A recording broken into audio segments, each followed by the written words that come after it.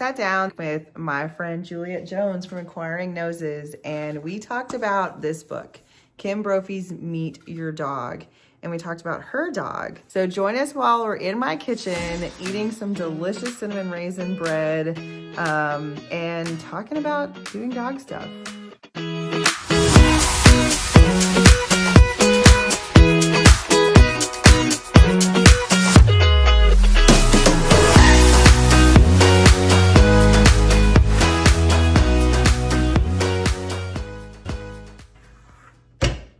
Charlie. We're going to talk about Charlie and his genetic breed breakdown and how we can learn so much from this book by Kim Brophey, this Meet Your Dog book, the game-changing guide to understanding your dog. Okay, first of all, tell me about Charlie, but we also want to talk about Inquiring Noses. Charlie. Where did you get Charlie, and why did you get him, and what did you know about his breed when you got him? Okay. So I got Charlie when he was 8 weeks old. Originally, my co-worker at a restaurant I was working at the time had adopted him. They had already adopted another puppy a week before and realized what a giant mistake that was. Charlie was my first dog as an adult, basically. So I wanted a puppy. I wanted to get a dog because I was living alone and I was lonely and I wanted a puppy. They knew I wanted a puppy and they were like, we made a mistake. We can't keep him. We don't want to bring him back, obviously. So I went over, met him, love at first sight. And it's funny because I knew I wanted my dog to be named Charlie ahead of time, ahead of meeting him. And I met him and I was like, he looks like a Charlie. So that is your name. When I got him, not a dog trainer. Did not know much. Did you know any dog trainers? No. I never did any formal training with him. I made a lot of mistakes with him. Did you think you were going to do training with him? Or did you just decide to do it when things were going wrong? No, I knew I wanted to do kind of positive reinforcement because that's kind of the, that's what I had read about and liked it. So I, like many dog parents, tried to do it on my own. Just like every other dog parent out there, doing what they read online without understanding what you're doing. Without understanding what I was doing. Or needing to understand that you need to understand something. Right, exactly. So, I don't know, I taught him just sit, of course, because that's what everyone teaches their dog right away. Right. Crate training was always an issue because he cried in there all the time. As puppies do. Even the first night, he was crying in the crate and I couldn't deal with it, and so I let him out and he slept in the bed, and it's been like that ever since. I would never recommend that for an 8-week-old puppy to sleep in bed with you, but he slept all through the night. You know what? When you're trying to sleep at night, that's what a lot of pet parents want.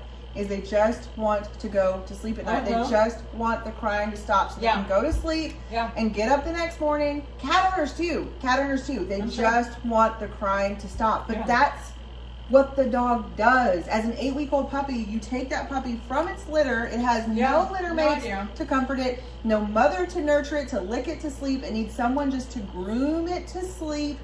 And so it can go to sleep. And then they have to do what else a mother dog would do once you then leave your litter. So I went to the APDT conference 2022 in Daytona Beach, Florida. And it was really good, and Dogwise was there. Dogwise is always at the conferences, and they get me in a lot of trouble. And so when I walked up to the booth, the very first thing that I said was, I'm not supposed to be here. I don't have enough. I spent enough money on that trip to Daytona Beach that I did not have the money to spend on all of the books, and nor did I have room to carry it back. So I got this book. And there were only 2 of them, and that's why I got it, is because there were only 2. There was this copy and there was one other copy, and they said, these are the last 2 that we have. And as I'm carrying it, I bought 2 other books there. There were authors there. Tim Lewis was there, and I bought his book. And Dr. Christina Spalding, who's also speaking, was there, and I bought her book, and they signed them, which was really cool and an experience in itself. So anyway, I got this book, and I'm carrying it around the exhibit hall. And just kind of mingling with the people at the exhibit hall, the businesses at the exhibit hall, and the mister's with me. And we are walking around, and I'm kind of introducing him to products and stuff. And I'm carrying this book around kind of like this. And somebody says, "That's such a good book. I love that book. I'm so glad you got it. It's a good book." And so I immediately, out of the 3 books, I was like, I have to read this one. I'd never intended on getting it. Mm-hmm. It wasn't the first on my list. However, when I walked up to the booth, it was the very first thing I saw, maybe because of the way it looks. I don't know. It immediately just gravitated me in. It's a nice cover. It grabbed me. The cover is what grabbed me. And I had just heard Kim Brophey speak at the conference the week prior at the Aggression in Dogs conference, and I loved her talk. So anyway, we got to talking about your dog Charlie, and how I said, I think I know what Charlie is. Let me just pull up. I think here's what I think Charlie might be. And I start going over the description. Okay, well, let me just go over the description. So I think knowing Charlie and knowing what he looks like, based solely on his looks, which that's where most people decide what a dog's breed is. Right. They look at them and they're like, oh, this dog is this breed. Mm-hmm. And you really have no idea, right? Right. So you look at Charlie and I say, he's a world dog. He's a world dog. He is almost brown, blonde, brown. He's more brown than he is any other color, black, white, green, blue, whatever. And he has a curly tail, and he has floppy ears. Yep. And but he's on the larger side than these dogs. These dogs tend to be a medium size, and he's a large size. Yeah, he's like 70-something. Yeah, so he's big, but not overly big. So anyway, I think he's a world dog. And in the contents page, oh my gosh, there's so much meat to get in here. This entire orange section is where you go over the genetics.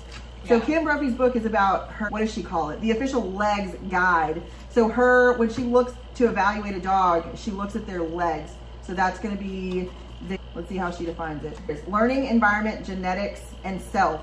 So the things they've learned. So there's a really short chapter about, the legs concept. And then this yellow chapter is about their learning. And this green chapter is about their environment. And then so much of the book is about their genetics, which we know that's only like half. This whole back piece right here, this little blue piece, is the self.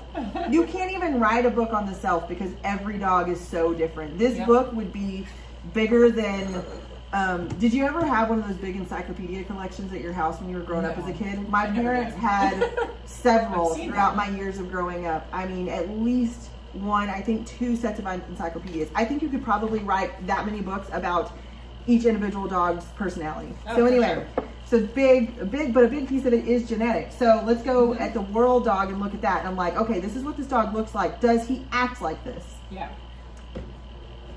Flexible, practical, good-natured, but also an opportunist.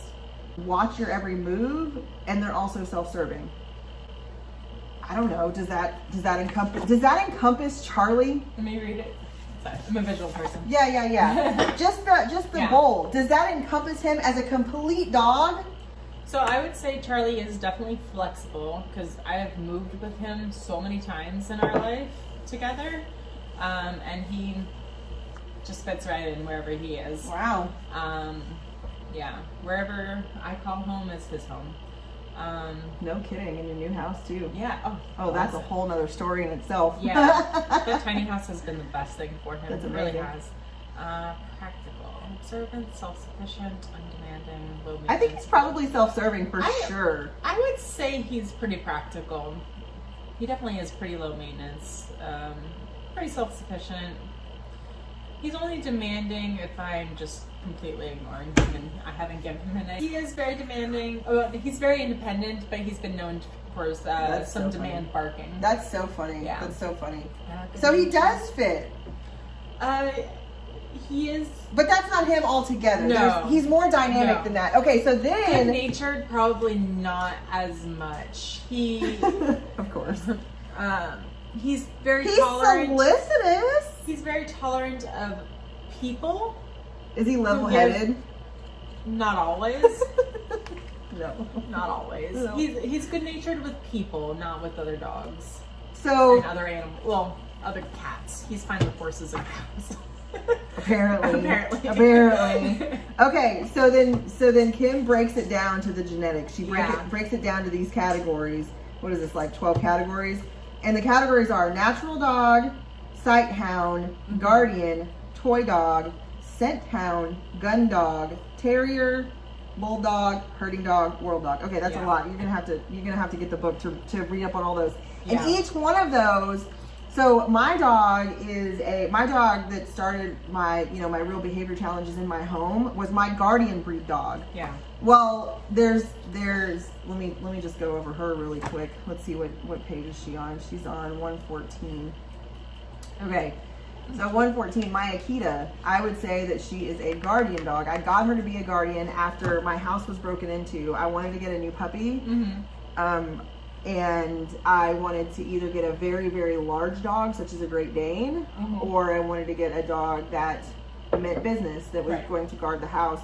And an Akita actually came available before a Great Dane came available to me. So now, I wasn't going to get approved for adopting an animal because I was renting my house. I didn't have a fenced yard. I had a dog. I had 2 dogs and a cat in the house. I was never going to get approved. Yeah. So straight to the online marketplace to find a dog, and I found one. So guardian breed. Why do I love her? She's cool, level-headed, she's tolerant, and she's protective. Yes, yes, yes. Things that are hard to live with her. She's opinionated. Yeah, she definitely has her opinion on what she should be doing, regardless of what we ask her to do. Right. She's suspicious. Yes. But more so in her old age, she wants to be solicitous to new people that come in the house. In fact, last night I had a big gathering at the house, and she wanted to be very solicitous, and I thought, nope, that's going to be too much for her. There's going to be like 15 people here. Yeah. She needs to go in the bedroom. So she went in the bedroom. And she cried and she moaned and scratched a little bit to come out, but it wasn't an option. She wasn't coming out. Right. And she's big. This says, but may feel impractical to manage at times. She's big. If she had these behaviors and she was small, I mean, you just pick it up and put it in a bedroom. It's fine. Yeah. It's going to barely scratch the door. It's not going to rip the paint off the door, which she does over time. And eventually, after enough abuse, you're going to wipe the paint off the door. She's a guardian dog. She doesn't really fit in anything else. Right. But Kim's key concept is dominance and resource guarding. Yes. Yeah. Yes, and that's all I'll say to that. So you have, and I don't have a DNA test on her. I just know that I bought an Akita, and her mom was an Akita, and her dad was an Akita, and the dad they lived outside. Yeah. And the dad was not. They lived in the house as long as people weren't there. Otherwise, they lived outside. And the dad wasn't gonna let anybody come in the house he didn't know, and the mom probably wasn't either, especially with puppies. Gotcha. Anyway, she was the last puppy. And she looks like an Akita. I don't think you need to do a DNA test on her. If you know what an Akita looks like, she looks like an Akita. Yeah. So Charlie is let's go down Charlie's genetics, because this is fascinating to me. Let's just start with his direct parents. Okay. So he is a special blend of 6 different breeds. Yeah. That's just parents, grandparents, great grandparents, all were mixed with something. Yeah. And sometimes they cross back into the same breed, and sometimes they cross back out. And direct parents. So his direct parents. The mom. Let's do mom first. It doesn't. Or mom or dad. What's the pairing? It doesn't specify mom or dad. It just says parents, grandparents, great-grandparents. Gotcha. Okay, so one side is American Staffordshire Terrier. Okay, so that's a bulldog. Terrier, that's a terrier. Yep, that's a terrier. So key concept, the Premack principle. I don't really know what that means, but I have to read this book to find out. I would so want to read this book to find out. Well, Premack principle. Well, I know what Premack principle is. Okay, I was like, But yeah, I know what that is. But why is that the key concept for terrier? Kim, why is that the key concept? I'm going to find out. I'm going to read the book and find out. I guess because they're more likely to choose specific behaviors or things over based on reinforcement. Maybe. Yeah, based on the experience and reinforcement. Yeah. Okay, cool. We could talk about Premack principle. That sounds right. Okay, so terrier. Chow Chow. Chow Chow. That's a guardian dog. Dominance and resource guarding. Yep. Okay. Which he does have. For other dogs, and me. I'm one of his resources. Yep. And English Bulldog. English Bulldog, so that's a bulldog. The arousal aggression continuum. Yep. Wow, that sounds like an interesting chapter. Also sounds like him. Yeah. Right. And then his other parent, again, Chow Chow. It's got Chow Chow on both sides. Okay, Guardian, Dominance, Resource Guarding. Yep. Alaskan Malamute. What is that? A natural dog. I'm going to say natural dog. Is it? Ritualized signaling and communications. So natural dogs are, if you think about the dogs that are most closely, the heritage breeds, the ones that have been around the longest, the ones that most closely resemble a wolf, you know, prick ears, large, muscular, let's see, how does she define it? She defines it, okay, so she defines it as Akita, Alaskan Malamute, American Eskimo dog, Basenji Canyon dog, Carolina dog, Chow Chow. Oh, Chow Chow's a natural dog, not a guardian breed. Okay. Oh, guardian breed. Dominance and resource guarding. So we're definitely stronger in the dominance and resource guarding. Mm-hmm. What do we say? The bulldog. Yeah. Arousal aggression continuum. Premack principle. Okay, keep going. Yeah.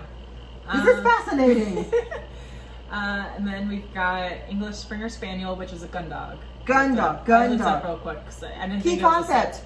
Biting. Okay. I mean, he has bit a couple of dogs before. Mm-hmm. Yeah. Well, gun dogs, don't they bite like fat waterfowl? Don't they bite like things that you shoot? I think so. So thinking about toys, he doesn't really play with toys very often anymore, but he is more of a chase grabber. Right. Like, how does he do another dog? Does he chase grab it, or does he bite it and... No, he does. He would chase grab, actually. Mm-hmm. Yeah, he does. If it were another dog, he would chase grab. What's the gun dog breed? The Springer Spaniel? Springer Spaniel, 164. Let's see if it's on there. English Springer Spaniel. English Springer Spaniel, 164. English Springer Spaniel. Yep. There it is. Gun dog. Enthusiastic, cooperative, outgoing. Maybe. Active, immature, doting. He's doting. Yeah. A little bit. Come on, tooth kisses. Okay. He's a little doting, but only on like his terms. He's never been a cuddly dog. Yes. And ever. You are on his terms. My mom is on his terms. Yeah. She gets tooth kisses too. I've never yet had a tooth kiss. I did not know those were a thing. It's only because of his underbite and snaggle tooth. I know. My mom said that one tooth. Which is totally the bulldog. He wants to love on you, and it's just the one tooth will get you occasionally. Yeah. But she loves it. She said the risk is worth the payoff. He's never gonna bite. He's never gonna bite a person in the face. No, absolutely not. It's just there. You can't hold it. You can't help it. Okay, so gun dog. All right. So now is that parents? Does that cover parents? One more for parents is Labrador Retriever. So that's going to be a gun dog, or there's a scent hound, out. It's some sort of, let's see, 164. Let's go back to gun dog. I would assume gun dog. That would make sense to me. Yeah, it would. Labrador Retriever, there it is. Yeah, makes sense. Okay, cool. Yeah. I mean, then his grandparents and great-grandparents are the same, just more spread out. Oh, so more Chow Chows, more Staffies, more... like it's, if you look at it, Staffy, combines Chow Bulldog, Chow Malamute, Springer Spaniel, Labrador. So that's him. So it's more specified as natural dog. Like, no. The Malamute was in the. Which one was it in? Malamute was the Guardian. So we've got Guardian, Dominance and Resource. Did we confirm? Yeah. I think we confirmed that. 114. Let's see. I could be wrong. No, did we? 114 Guardian dog. No, you're right. I want to say he was a natural dog. Natural dog. You're right. You're absolutely right. Natural dog. So natural dog. So ritualized signaling and communication. Mm-hmm. Guardian, dominance and resource guarding. Yep. Gun dog, biting. Yep. Terrier, the Premack principle. Uh-huh. Bulldog, aggression. Arousal aggression continuum. World dog, choice. Yeah. I think it's all about choice, to be completely honest with you. Yeah. It's all about choice. Everything is about choice in learning. Yeah. Nobody's going to learn something unless you're the American military. Nobody's going to learn something by forcing it down their throat. No. The American military, they are... I would never speak ill of our American military. In fact, I thoroughly enjoyed training service dogs to provide to disabled American veterans. And you yourself are married to someone in the military. Yeah. My husband's family is all in the military, and but they sure do know how to train them, right? You break them down with boot camp to absolutely nothing, and then build them right back up with boot camp. Build them right back up to be the absolute defensive machines that we need to protect this country, and I salute them every day for everything they do. But do you train a dog that way? Do you train something that can bite you? Something that has aggression in its genetics? Do you break that down so you can build it back up? No. Charlie's behavior it's all about choice. Improved over the years because I've given him choice. Yes. That's all. Yeah. That's all I think we need to say about that. Yeah. But I'm really interested to read this book. Yeah, I want to read that too, actually, at some point. Yeah. I've got so many books I need to read, but that is on the TBR, man. On the TBR. It's a really good book. My copy is going to be marked up. I already have stuff highlighted. I need to get my pen out and start taking notes because, oh man, this is going to be a really cool, eye-opening book. So anyway, I think if you have a dog, you probably should know more about your dog. You should meet your dog. Meet your dog. All right. I think that kind of finishes that, but let's talk about Inquiring Noses. So what does Inquiring Noses do? You moved out here, thank the good Lord above. Thank the heavens above. You are here today because of your business, your tiny house and Charlie's tiny house. You're here, and I couldn't be more happy about that and how you have helped me grow my business. So what about your business? So Inquiring Noses, it's my business. I opened it in 2020, end of 2020, after we moved to Texas from Georgia. And I provide private training in the client's house. In-person training. Yep. And I primarily work on puppies, puppy socialization, basic manners, all the normal kind of nuisance behaviors that are actually normal dog behaviors. And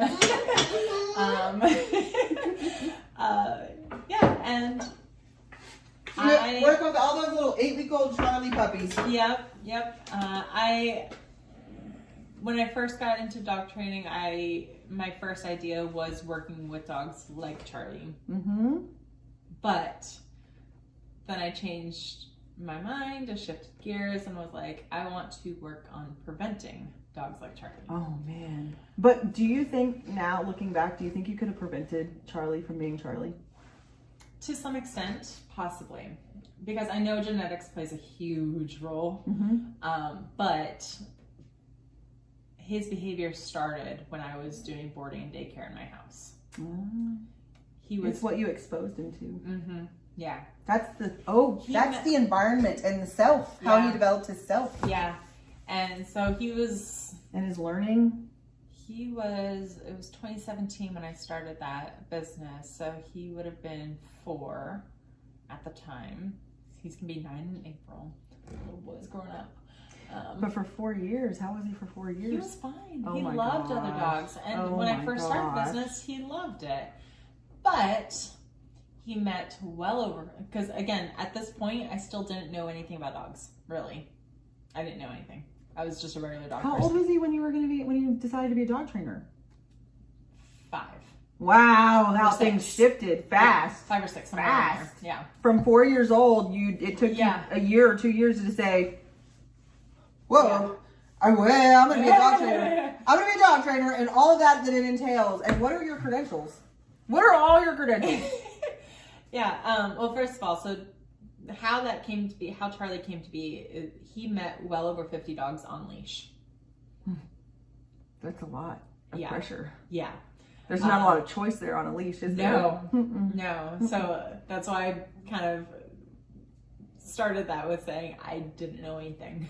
And then, of course, the rotating dogs of just you don't have to be a dog trainer to not know what you're doing there. I mean, no, that happens every day. Yeah.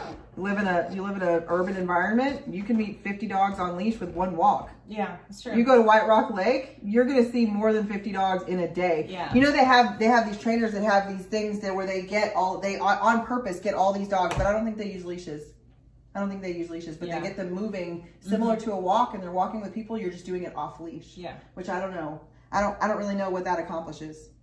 Yeah, I don't know either. Wow, that's fascinating. But yeah, so a lot of resource guarding and just general dislike of other dogs happened. Yeah. So, and he also had a really, really great relationship with his Bull Terrier brother before all this, and that just out the window. Afterwards. Wow. Yeah. I have that same thing with my Akita. Yeah. She had a great relationship with my healer mix. They grew up together. They got separated for 2 years. Both of them had their own different experiences, and when they came back together, nothing. Nope. No, there is no love lost in this relationship. No. They got nothing for each other. Nothing. Yeah. It was kind of fascinating, and it was kind of a learning experience when I brought her in. I brought Molly back into the house and introduced her back to, I knew how Kira was introducing the dogs, but when I introduced those two, I thought, whoa, this is like bringing home a brand new dog, but you also know the dog's history, so it was kind of a weird situation. It was almost like adopting a dog that you already knew. Yeah. You know, like say you had a family member who was rehoming a dog, and you're like, I've known this dog since it was born. Go ahead, bring it to my house, and how difficult that can be. Something seeming so easy could be so difficult. And your dogs didn't even part the same household. No. They lived in the same household, but there was enough trauma that happened for Charlie, not for Spud. No. Enough of the trauma affected Charlie, it didn't affect Spud. No. Spud was the most tolerant, level-headed dog. Thank goodness for that. Can you imagine going through that with 2 dogs? No. So, okay. I think that's yeah, but leading into the credentials, so because of Charlie's behavior, I did contact a dog trainer. She was a positive reinforcement trainer. Awesome. I think it was in local? It was in Georgia. Okay. Yeah, well, I know the ones you contacted, and I don't know exactly who, but I know that you've been in contact with good trainers in Dallas, but I wouldn't know the ones in Georgia. Yeah, the one in Georgia, I'll give her a shout out. It's Leah with Dog On It. Yeah. So I contacted her. I only had a couple of sessions with her just because honestly I couldn't afford it. But the little time I spent with her, I learned so much, and just learning so much from her. And the resources she gave me, it's worth it, even if it's hard to pay for. It's so worth it. Yeah, but what I learned, I was like, this is fascinating. I love it. I just fell in love with dog behavior at that point, and I was like, I want to do this. And I did a little searching around for certification programs, even though I know it's not required. I wanted to. Get educated. Yeah, and I asked her, I was like, what do you think about the Victoria Stilwell Academy? And she's like, do it. So, and she actually applied to be a mentor through there because there weren't any mentor trainers around that area. Because I would have to have a mentor through the program. So she was my mentor. I went through the program, got certified as a dog trainer. That was 2019. 2018, I got my fear-free certification. Yay, fear-free. And then it was it last year already? When did I get my CPDT? Oh my gosh. Was that last year? I feel like it was last year. Oh my gosh. I can't even tell you what year I got mine. No, me either. I don't even know how. I think I've only had mine for, I would venture to say 6 years, I think. Yeah. I don't know even how long I've had it. I don't know how long I've had my APDT membership or my. Last year. It would have been last year that I got my CPD. I do know I had to renew my IAABC certification last year because I let it lapse. And had to recertify. Yeah. So this conversation ended very soon after this video ended, but my camera ran out of space before we were done with our conversation. But we were pretty much done. We had finished our delicious bread. We'd kind of finished our conversation. So I don't think you missed much. In fact, maybe 60 seconds of our conversation at most. I hope you enjoyed. Check us out at doingdogstuff.com. subscribe on YouTube, and like us on Facebook. We'll see you later.